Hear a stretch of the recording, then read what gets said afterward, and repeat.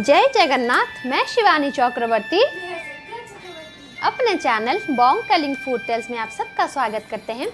आज के हमारी जो वीडियो है उसमें हम रथ यात्रा की जो स्पेशल भोग है उसके बारे में भी बात करेंगे और एक टॉपिक के ऊपर बात करेंगे जो कि हमारे एक सब्सक्राइबर ने बहुत दिन पहले हमें रिक्वेस्ट की थी इसके ऊपर वीडियो बनाने के लिए। लास्ट ईयर भी मैंने इसके ऊपर वीडियो बनाया था, लेकिन और वो टॉपिक था जगन्नाथ जी और माँ रुक्मिणी का विवाह। लेकिन उसके बाद की जो रिचुअल्स होते हैं नेक्स्ट डे के, उसके ऊपर मैंने कोई वीडियो नहीं बनाया था। थोड़ा सा मैंने उस वीडियो में बताया था जो लास्ट ईयर का हमारा वीडियो था। तो सबको पता है कि जो निर्जला एकादशी होता है वो रुक्मणाहरण एकादशी भी होता है और उस दिन जगन्नाथ जी के साथ माँ का विवाह होता है। और मैं उसी दिन मतलब 2 दिन पहले वीडियो डालना चाहती थी, लेकिन मेरी तबीयत ठीक नहीं थी तो तब मैंने नहीं बना पाई। तो आज उसके ऊपर मतलब जगन्नाथ जी का विवाह और उसके बाद के मतलब नेक्स्ट डे जो रिचुअल होता है उसके बारे में हम बात करेंगे। और जो हमारी आज की रेसिपी है जगन्नाथ महाप्रसाद भोगियो है नक्षत्र एंडूरी, जो कि सखाड़ा धूप में भगवान जी को दिया जाता है, वो हम बनाएंगे। तो चलिए सबसे पहले हम नक्षत्र एंडूरी बना लेते हैं और उसके बाद आके हम ग्वाली यात्रा, जो कि भगवान जी के विवाह के बाद की यात्रा है, उसके ऊपर हम बात करेंगे। तो अभी हम अपने किचन में हैं और आज हम बनाने वाले हैं नक्षत्र एंडूरी। और ये जो एंडूरी पिठा है भगवान जी को सखाल धूप में लगता है। मैंने बहुत दिन पहले प्रथमाष्टमी के अवसर पर जगन्नाथ जी का एंडूरी पिठा बनाया था, चौका एंडूरी। वो प्रथमाष्टमी स्पेशल था, क्योंकि प्रथमाष्टमी में उड़ीसा में एंडूरी पिठा बनाने का परंपरा है। वो जो टर्मरिक लीफ होता है उससे बनता है। लेकिन जगन्नाथ मंदिर में जो एंडूरी पिठा बनाने की परंपरा है, जगन्नाथ जी को जो डेली जो एंडूरी पिठा भोग लगता है वो आज हम बनाने वाले हैं, वो है नक्षत्र एंडूरी। ये डेली भगवान को दिया जाता है और 6 मूर्ति का मतलब होता है 6 पीसेस। और यहाँ पर तो पीसेस खंडो गुट्टी ये सब नहीं बोला जाता। हर एक पीठा को, जैसा मैंने कहा था कि हर चीज़ एक एक मूर्ति है और हर चीज़ एक एक भगवान है, तो ये 6 मूर्ति मतलब एंडूरी पिठा 6 दिया जाता है। और एक टाइम होता है जब एंडूरी पिठा अलग से बनता है, वो होता है माँ बिमला को जब षोडशोपचार पूजा होता है, जो शारदीय दुर्गा पूजा होता है, तब माँ बिमला के पास एंडूरी पिठा भोग लगता है, वो अलग तरीके का होता है। और जो पहली भोग होता है, जो भगवान जी को जगन्नाथ जी का पहली भोग होता है पौष मास में, वहाँ पर जो एंडूरी पिठा बनता है वो अलग होता है। तो हमने चौका एंडूरी तो बना लिया था प्रथमाष्टमी के दिन। आज हम बनाएंगे नक्षत्र एंडूरी और जो बाकी एंडूरी पिठा 2 रह गए हैं उसको हम माँ भगवती बिमला के लिए बनाएंगे दुर्गा पूजा के दिन। और जो पहले भोग का जो एंडूरी है वो हम पहले भोग में बनाएंगे। तो आज जो हम नक्षत्र एंडूरी बना रहे हैं उसके लिए हमें क्या क्या सामान लगेगा। यहाँ पर मैंने उड़द दाल को पीस के लिया है। ये छिलका, बिना छिलका वाला उड़द दाल है, जिसको मैंने यहाँ पर 8 घंटे तक भिगोया है, उसको अच्छी तरीके से पीसा है। और इसके साथ हमें चाहिए मतलब छोटे छोटे पीसेस में नारियल, इसको बोलते हैं खुदी नौड़िया, ये चाहिए। और काली मिर्च का पाउडर चाहिए दरदरा कुटा हुआ, अदरक हमें चाहिए, जीरा हमें चाहिए और हमें चाहिए हींग, ये हींग है, हींग हमें चाहिए और चाहिए थोड़ा नमक। तो चलिए बनाना शुरू करते हैं नक्षत्र एंडूरी। यहाँ पर मैंने जितना उड़द दाल पीस के रखा है वो सब हम नहीं लेंगे, तो जितना हमें पीठा के लिए चाहिए हम उतना निकाल लेते हैं। और हाँ, ये थोड़ा ठीक होना चाहिए, बहुत ज़्यादा ठीक होना चाहिए, मतलब रनी कंसिस्टेंसी में तो बिल्कुल नहीं होना चाहिए। तो और एक पीठा में बहुत ज़्यादा क्वांटिटी में लगता है ये, तो मैंने यहाँ पर जितना पीसा था उसका आधा मैंने लिया है। तो अभी हम इसमें क्या करेंगे, थोड़ा सा नमक डालेंगे, थोड़ा सा स्वाद अनुसार हमने इसमें नमक डाल दिया। और अभी हम सिर्फ इसको अच्छी तरीके से मिलाएंगे। याद रखिए हमें इसको फ्लफी नहीं बनाना है। इस पीठे की खासियत है कि हमें इसको फ्लफी नहीं बनाना है, सिर्फ पीसना है और निकालना है। और इसमें नमक डाल के, सिर्फ नमक और ये जो बैटर है इसको हमें सिर्फ अच्छी तरीके से मिलाना है, ताकि नमक जो है इसके अंदर चला जाए। बस ये इसका एक पार्ट हो गया। और दूसरे पार्ट के लिए हम क्या करेंगे, हमने एक दूसरा बॉल लिया है, उसमें हम ये जो नारियल हमने लिया है जिसको बोलते हैं खुदी नौड़िया, उसको हम डालेंगे। उसमें थोड़ा हम हींग डालेंगे। वैसे तो मंदिर में हींग का पानी दिया जाता है, लेकिन वो वाला हींग मेरे पास नहीं है। तो अभी हम इसमें डालेंगे थोड़ी सी काली मिर्च, थोड़ा सा इसमें कसा हुआ अदरक, ये कटा हुआ अदरक है, इसको बोलते हैं चुनी अदा या फिर खुदी अदा। तो ये हमने ले लिया और इसमें हम डालेंगे थोड़ा सा जीरा, ज़्यादा नहीं, थोड़ा सा जीरा हम डालेंगे और इन सारे चीज़ों को हम अच्छी तरीके से मिला लेंगे। ये देखिए, ये बन गया उस एंडूरी पिठा का मसाला।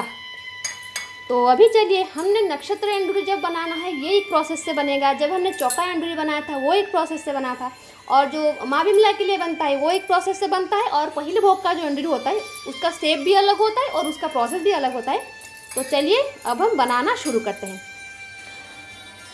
तो हम एंडूरी बनाएंगे इस हांडी में, इसको बोलते हैं ऑथर हांडी। इस हांडी में मैंने पानी लिया है और इसके ऊपर मैंने एक कॉटन कपड़ा बांध लिया है 2 लेयर में, उसको अच्छी तरीके से बांध लिया है। लेकिन मंदिर में क्या होता है ना, वो बड़ी सी कढ़ाई मतलब बिठाई जाती है, क्योंकि एक साथ बहुत सारे पीठे बनते हैं, मतलब 3 या 2 या 3 एक साथ बनते हैं, ऐसा कुछ है। तो ये जो एल्यूमिनियम का प्लेट होता है उसके ऊपर वो बनता है, लेकिन घर में जिस तरीके से बनता है मैं आपको उस तरीके से दिखा रही हूँ। हमने जो चक्का एंडूरी बनाया था उसको भी उसी तरीके से बनाया था। तो अभी हमें क्या करना है, जो हमने उड़द दाल का जो मिक्सचर लिया था उसके ऊपर हमें डाल देना, ये जो कपड़ा है उसके ऊपर हमें डाल देना। एक पानी अच्छी तरीके से गर्म होना चाहिए, बहुत अच्छी तरीके से पानी गर्म होना चाहिए, ताकि भाप इसमें लगे। जब तक पानी गर्म नहीं होता तब तक हम ये जो बैटर है इसमें नहीं डाल सकते। फिर देखिए, जितना हमें बैटर देना था हमने दे दिया, और ये मैंने थोड़ा पानी हाथ में लेकर उसको इस तरीके से स्प्रेड कर देंगे हम उसके ऊपर। मतलब जितना गोल आपके हांडी का मुंह होगा उतना बड़ा आप कर सकते हैं इसको। आप जितना बड़ा हांडी लेंगे उतना ही बड़ा ये पीठा आपका बनेगा।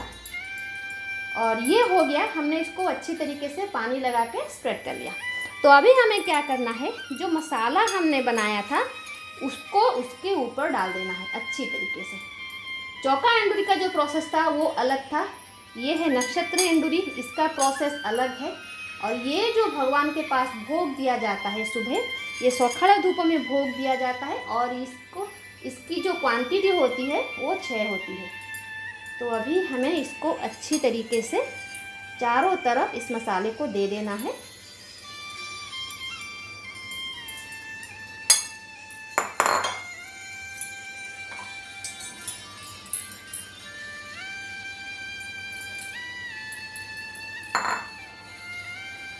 अभी देखिए, हमने इसको अच्छी तरीके से दे दिया है। तो अभी हम क्या करेंगे, एक ढक्कन हम उसके ऊपर लगा देंगे। आपके पास जो भी ढक्कन हो आप लगा सकते हैं, मेरे पास ये मिट्टी का ढक्कन था, मैंने उसको लगा दिया। अभी ढक्कन लगा के हमें गैस को मीडियम फ्लेम पे करना है, सिम नहीं करना है, मीडियम फ्लेम पे हमें इसको 15 मिनट तक पकाना है। एक पीठा बनने के लिए 15 मिनट लगता है, क्योंकि धीमी आंच पे उसको भाप में पकना होता है। अगर उससे पहले निकाल देंगे तो ये अंदर कच्चा रह जाएगा।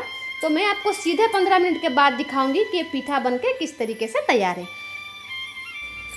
अभी देखिए 20 मिनट हो गए हैं, तो देखते हैं ये पका है कि नहीं।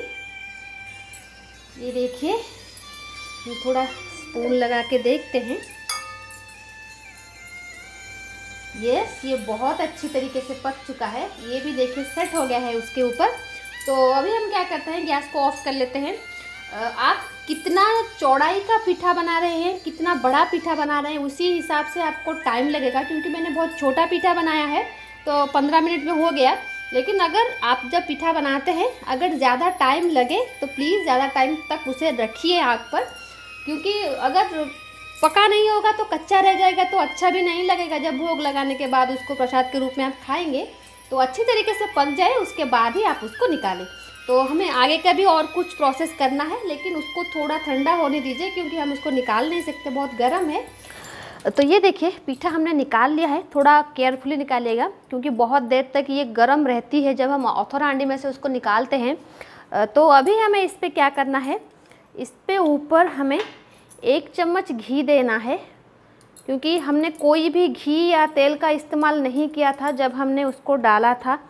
तो अभी हमें क्या करना है, जो प्रोसेस होता है हर चीज़ के ऊपर पाउडर शुगर, मंदिर में तो छाछ दिया जाता है, तो इसके ऊपर थोड़ा सा हमने पाउडर शुगर डालना है, ज़्यादा नहीं डालना है। और इस पाउडर शुगर में मैंने मिलाया हुआ है जायफल, ज़्यादा नहीं डालना है, इसको बहुत मीठा नहीं करना है, क्योंकि वो प्रोसेस है, इसको बोलते हैं मुत्तुमड़ो। तो हम इसको कर रहे हैं। तो ये देखिए, ये है नक्षत्र एंडूरी, ये बन के तैयार है जगन्नाथ जी को भोग लगने के लिए। ये भगवान जगन्नाथ जी का सखड़ धूप का भोग है। नक्षत्र एंडूरी तो हमने बना लिया है। तो चलिए जान लेते हैं कि ग्वाली यात्रा होता क्या है। तो जो निर्जला एकादशी होती है, ज्येष्ठ मास के शुक्ल पक्ष की जो एकादशी होती है निर्जला एकादशी, वो उसको रुक्मणाहरण एकादशी भी कहा जाता है। उसी दिन भगवान श्री कृष्ण ने माता रुक्मिणी का अपहरण किया था और उनके साथ उनका विवाह हुआ था। तो जगन्नाथ मंदिर में वो जो रिचुअल होता है वो होता है, जगन्नाथ जी श्री कृष्ण के वेश में जाते हैं माता रुक्मिणी को हरण करने के लिए। तो जगन्नाथ जी की जो चलंती प्रतिमा होती है मदन मोहन, और माँ लक्ष्मी की जो चलंती प्रतिमा होती है श्री देवी, तो उनको लेकर ये जो रिचुअल होता है मंदिर के अंदर होता है। और माँ बिमला के मंदिर से जगन्नाथ जी जो होती हैं श्री कृष्ण के अवतार में देवी रुक्मिणी का अपहरण करते हैं और उनके साथ विवाह करते हैं। और एक पूरी लीला जो है वो मंदिर के अंदर रचाया जाता है। रुक्मिणी हरण से लेकर उसके बाद रुक्मी के साथ बलराम जी का युद्ध जो होता है, वो सारी लीला रचाई जाती है। और जो सेवायत होते हैं वो एक एक किरदार में खुद को प्रस्तुत करते हैं। कोई रुक्मी बनता है, कोई बलराम जी बनते हैं, कोई बलराम जी की सेना का सेनाध्यक्ष बनता है, कोई सेना जो छोटे छोटे सेना होते हैं वो, मतलब वो सारी चीज़ें जिस तरीके से हम टीवी में देखते हैं कृष्णा महाभारत रामायण, उसी तरीके का एक मतलब नाट्य रूपांतर वहाँ पर होता है। तो ये हो गया पहले दिन जो कि रुक्मिणी हरण एकादशी के दिन होता है। और जो दूसरा दिन उसका होता है चंपक द्वादशी के दिन। ये जो ग्वाली यात्रा है एक्चुअली ये दूसरे दिन से शुरुआत होती है। ग्वाली यात्रा की जो परंपरा है ये सेवायत संप्रदाय से आया है, क्योंकि सेवायत संप्रदाय में अगर किसी लड़की का विवाह होता है तो विवाह होने के बाद उसको वहाँ के मामा के जहाँ जाने की परंपरा है। जो नवदंपति होते हैं पहले उसे मामा के घर जाते हैं, वहाँ पर उनका बहुत जोरदार स्वागत होता है, फिर वापस अपने मायके आते हैं और उसके बाद वो ससुराल जाते हैं। ये उनकी परंपरा है, उसको बोलते हैं ग्वाली परंपरा। क्योंकि जगन्नाथ जी को सेवायत लोग अपने परिवार का हिस्सा मानते, अपने भाई मानते हैं और वो लोकाचार के देवता हैं। तो जगन्नाथ जी के साथ जो विवाह होता है माँ रुक्मिणी का, माँ लक्ष्मी का, वो रिचुअल भी जगन्नाथ मंदिर और माँ के साथ वो भी फॉलो होता है। तो चंपक द्वादशी के दिन जो मदन मोहन है और श्रीदेवी हैं, वो जो मणि विमान है जिसके बारे में मैंने बताया था चंदन पूर्णिमा के टाइम पे, मणि विमान में नगर परिक्रमा के लिए निकलते हैं। सबसे पहले जाते हैं वो राजा गजपति जी के पास, गजपति के जो राजनगर है वहाँ पर जाते हैं। वहाँ पर उनका बहुत भव्य स्वागत होता है और नवदंपति को जो गजपति राजा हैं वो तो प्रथम सेवक हैं, उनकी तरफ से भेंट दिया जाता है और वहाँ पर उनको भोग भी लगाया जाता है। तो फिर उसके बाद वहाँ पर जब राजनगर में वो सारी प्रक्रिया पूरी हो जाती है तो महल से निकलने के बाद माँ लक्ष्मी और मदन मोहन सीधा जाते हैं जम्बेश्वर महादेव के पास।